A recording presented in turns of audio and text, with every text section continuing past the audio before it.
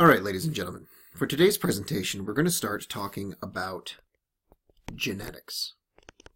Now, genetics is sort of a break from some of the stuff that we've been talking about, because we're not going to really be talking about what goes on in your cells, but rather how the acts that happen inside of your cells, particularly as they relate to the process of cell division, creates certain possible outcomes when it comes to your creating offspring. And this understanding was brought to us by a scientist by the name of Gregor Mendel. Interesting thing about Mendel actually did his work at the same time as Darwin in the 40s, 50s, 60s. And Mendel and Darwin never knew about each other's work.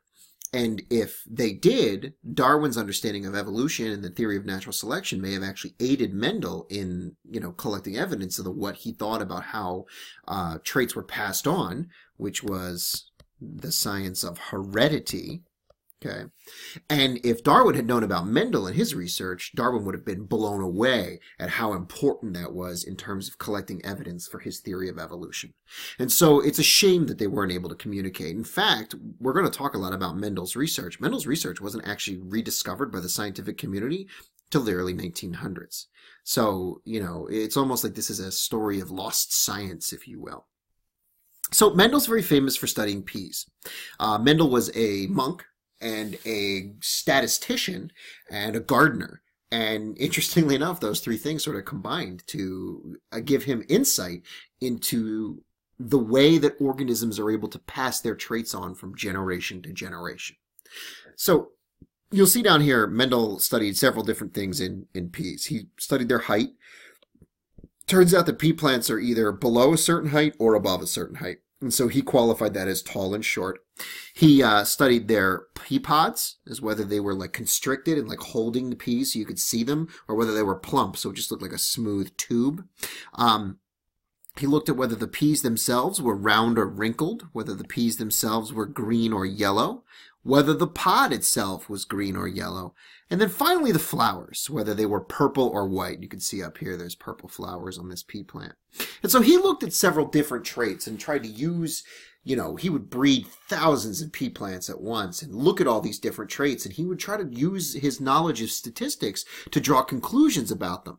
And quite frankly, he was really good at it. So let's take a look at some of the stuff that he did.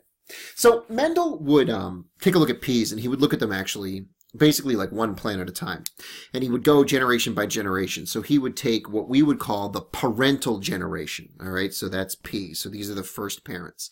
And he would actually like put plastic bags over them, or paper bags, I guess, over them. And he would take like a paintbrush and he would paint out some pollen and then paint it onto another plant. So he was sure exactly who was providing sperm and who was providing eggs to each plant. And so what he would do is he would end up with a plant that he knew was what we called pure purple.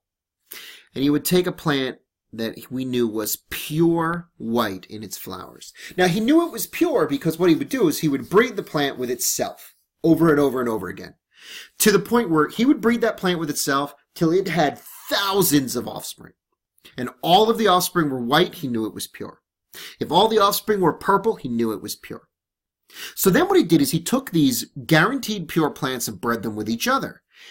And when he bred them with each other, he called it the F1 generation, which you can see over here stands for first filial. Well, this term filial, right here, actually means son. So this is the first offspring generation. And he found something really interesting. When he took a purple plant and a white plant, the majority of understanding at the time is you'd expect to have some sort of like lighter purple, because you would blend the traits of the offspring, of the parents together to get the offspring. But that's not what Mendel found. What Mendel found was purple plants. Purely purple. He found that if he took a pure purple and a pure white, he would only get purple offspring. And he would again do this for thousands of plants. Like, he didn't do this once and be like, wow, that solves everything. He did this over and over and over again and consistently got the same result. And that was unbelievable. So Mendel then says to himself, all right, this is weird. I don't really understand what's going on here, but let's take this a step further. So he's got these thousands of purple plants that are from the mixing of a pure purple and a pure white. And he starts breeding them with each other. So he gets thousands more of this next generation. And this next generation is called F2. Again, we have that word filial, which again means son. So this is the second offspring generation. And what he found here was even more surprising. For every 3 purple, he got 1 white. So it turns out that he would end up with like thousands of these plants. So if he had 10,000 of these plants, then for every 3 purple plants, there would be 1 white plant. So if he took, let's say he had 1,000 plants, right? So what he would end up with 1,000 plants is he would end up with close to 750 purple and close to 250 white. Again, nothing is blended. Nothing is mixed. It's 750 purple, 250 white. Now, it wasn't these exact numbers. He might have had like 760 and like 240, but it was always very close. And he repeated this several times. And Mendel sees this, and like a good scientist, he says to himself, all right, what is going on here? And so he comes up with a theory. And then he repeats, or a hypothesis. And he starts repeating his tests. And his hypothesis rapidly becomes a theory. And his theories become our modern understanding of how genetics works. So let's take a look at that modern understanding. So here we have Mendel's initial generation, all right, or his initial experiments. And so what Mendel realized is that parents have, and he called them factors, that they pass on to their offspring. And he referred to these factors, or he said that these factors had something called an allele, which is basically a version of the factor. So for instance, to Mendel, a factor would be plant height. And the alleles for plant height could be tall or they could be short. All right, so the versions are what we call alleles. Now, when Mendel looked at his results where like one of the versions just sort of gets hidden for an entire generation and then it sort of reappears, he came up with this idea of dominance, where one allele can hide the other. And he started to express this using letters. So for instance, we could take capital T as tall. And we would use the capital to show dominance. And what this meant to Mendel is that the capital letter can hide the lowercase letter. So the lowercase letter would still be present, it's just that you wouldn't see it. And so he would use a lowercase letter, and in this case it would be short. And you could see up here, the one other thing that's thing is the parents always have 2 alleles for each trait. And then they pass on 1. So here you see this parent has big T, big T. So those are 2 tall alleles.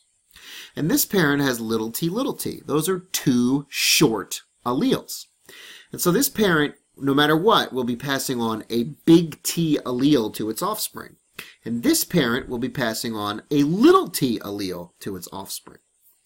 And so what happens is you get down here, and now all of the offspring are a combination of these 2 alleles. Big T plus little t. And so you get big T, big T. And so since T is dominant, that's why we only see tall. But then Mendel wanted to understand how this worked out in terms of the next generation. And since he realized that in the next generation, for every 3 tall plants, there was 1 short plant, he realized that what happens here is this offspring, which is big T, little t, if you breed several of these plants together, they are either going to give big T, which you can see in both the female and the male, or they're going to give little t. They won't give both. They're only going to give one or the other. And so what this means is there is an array of possible combinations.